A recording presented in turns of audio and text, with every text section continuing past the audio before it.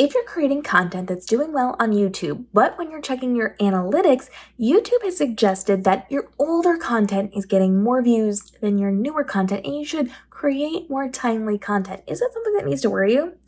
For most people, the answer is going to be no. If you are creating content, especially educational content, so if you're doing tutorials or instructional content and people are watching your older content more than your recent content, that is not actually a problem for most of us because people oftentimes take a while to catch up to needing the information that you're doing. So, for example, here on this channel, I teach social media marketing.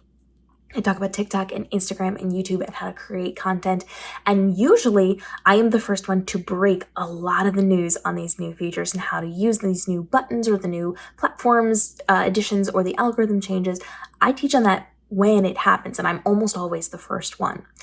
By the time people discover this is actually a thing, it can be weeks, it can be months after the fact. Now, if they subscribe and they follow along, they see that immediately. But most people are joining me from outside of my following. Now, I'm getting a ton of views on content I posted months ago because people are only then just discovering that that is even a thing because they didn't follow me in the first place or they didn't see those videos if they were. So a lot of my older content is getting a ton of views because it's just starting to be noticed by the general public. That does not mean that the content I'm putting out right now is dead in the water. That's what YouTube kind of thinks because my old content's getting views, but my new content is getting less views, but that's because less people know about the new features, right?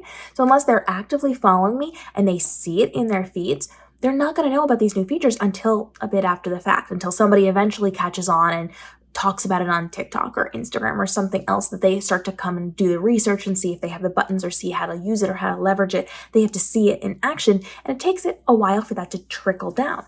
For you, that might be the same as well. If you are educating on things, especially newer concepts, it may take a little bit for that to trickle down. So the content you're posting this week that has lower views and your older content is getting more views that week because more people understand it, it doesn't necessarily mean that you are not going to see good growth from your new content a month from now. The content you're posting right now might just hit its peak in the next few months. It might not be this week, it might be in a few weeks, it might be in a few months, it could be years from now. So most of my content, and if you're similar to me, it might be most of your content as well, you're going to notice your older content has a huge number of views in the last 48 hours, as opposed to the new content you put out, which will peak in about a month or two. So just keep in mind, even though YouTube is suggesting you create more timely content, that doesn't mean what you're doing is wrong or is not going to benefit you. It just means it doesn't understand when the audience is going to be jumping on this content because you're a little bit different than a lot of what's on YouTube. So just because YouTube is suggesting that you make more timely content does not mean that the algorithm understands when you're actually going to get the hits on that content, which could be months after the fact.